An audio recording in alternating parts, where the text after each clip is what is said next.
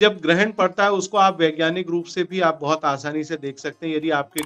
पास कोई माइक्रोस्कोप है और जिस समय ग्रहण काल के दौरान आप कोई भी भोजन बनाती हैं तो उसमें कहीं न कहीं बहुत सारे छोटे-छोटे से जिनको हम अपनी आँखों से नहीं देख सकते, बहुत सारे ऐसे जर्म्स, ऐसे वायरस आपको दिखाई दे जाएँगे, जो कि उस समय पैदा होते हैं। ये चूँकि खगोलीय घटना है लेकिन हमारे यहाँ इसको कहा जाता है कि जब भी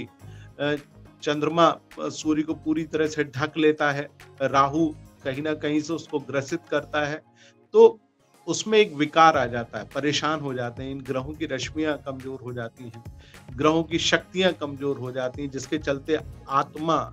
कहीं न कहीं परेशान होती है। ख़ास तौर से आप देखेंगे कि जब भी पूर्णमासी और अमावस्या आती है तो तब सबसे ज़्यादा दुनिया में सुसाइडल अटैक उसी समय सबसे ज़्यादा होते हैं, क्योंकि मन एकदम अशांत हो जाता है। आपने भोजन की बात की, तो आप उस समय भोजन में आप देखेंगे कि कहीं न कहीं छोटे वायरस, छोटे कीड़े उत्पन्न हो जाते हैं, जो कि हमारे शरीर के लिए हानिकारक होते हैं, तो हम उस दौरान तुलसी पत्र डालकर रखते हैं। बेशक आपके यहाँ ग्रहण ना पड़ रहा हो, लेकिन आप रात्रि काल में, चूँकि भगवान हमारे यहाँ विश्राम का समय भी मध्यरात्रि 10 बजे के बाद हो जाता है, तो भगवान के पट तो उस समय बंद होते ही हैं।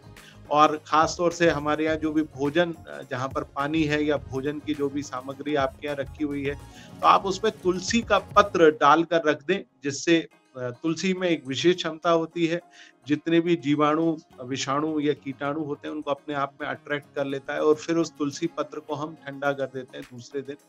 तो आप ख़ास तौर से जब भी आपके यहाँ इस समय 21 तारीख को जो सूर्य ग्रहण पड़ रहा है, उस दिन आप रामा तुलसी या श्यामा तुलसी, यानी एक बिल्कुल हरी होती है, थोड़ी-सी एक काली होती है, तो आप दोनों तुलसियों को बारी-बारी से अपने भोजन में, फ्रिज में या जो भी जहाँ खाद्य सामग्री रखी हुई है, वहाँ पर आप इसको डाल दीजिए, जिससे कि आपका भोजन खराब ना हो।